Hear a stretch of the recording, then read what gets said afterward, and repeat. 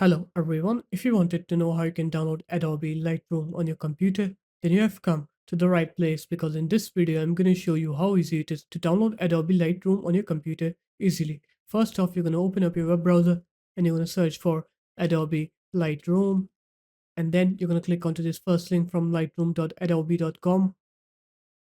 And once you're here, you're going to come here at the top right corner of the page, you're going to click onto your profile, and then you're going to click downloads on here and just click download for Windows here, and then you're going to download and install Adobe Lightroom on your computer.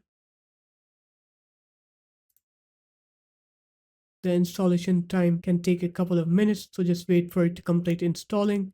And after it's done installing, you can now use Adobe Lightroom on your computer. So there it is guys, that's how easy it was. If you guys found this video helpful, make sure to leave a like, comment and subscribe to the channel, and I'll see you in my next video. Peace.